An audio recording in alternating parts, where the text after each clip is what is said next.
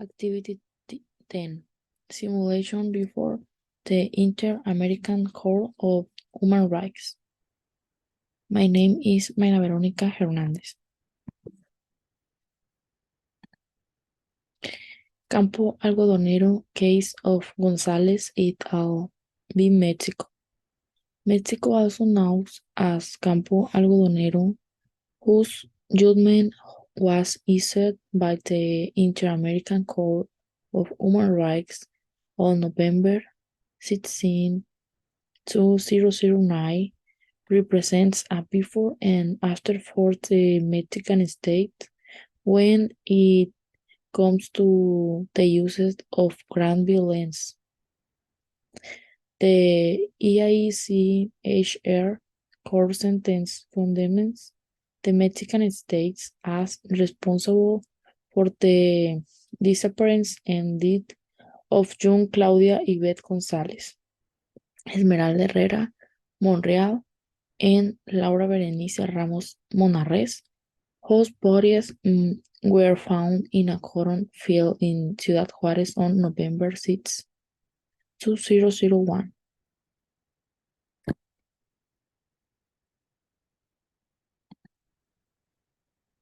The court provided a legal framework.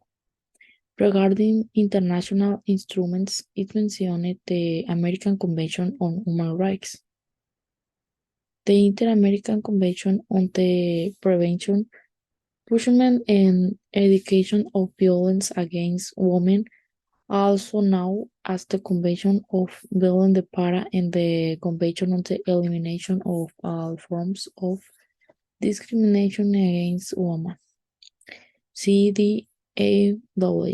The above in order to address gender violence from a preventive and punitive perspective. The Inter-American Court of Human Rights, in a judgment issued on November 16, 2009, found the Mexican state responsible for the violation of the following rights stipulated in the American Convention on Human Rights. Article 1, obligation to respect rights. Article 2, rights to honor and dignity. Article 19, right of the child. Article 2, duty to adopt domestic law provision. Article 25, judicial protection. Article 4, right to life. Article 5, rights to integrity of person. And Article 8, judicial warranties. Okay. Defense arguments before the Inter-American Court of Human Rights.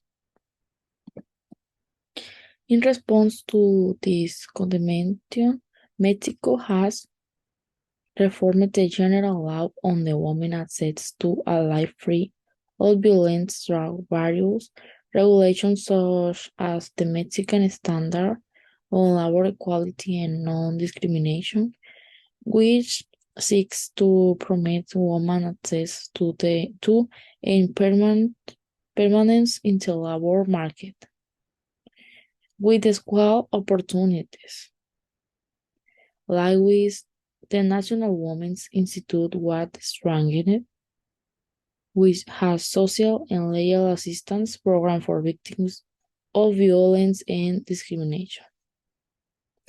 In addition, the Supreme Court of Justice of the nation has created the protocol of judging with a gender perspective, which aims to help those who had to comply with their constitutional and conventional obligation to promote respect, protect, and guarantee under the principle of interdependence, indivisibility, universality, and progressiveness. The right to equality and no discrimination. Okay, and the bibliography. Thank you for your attention.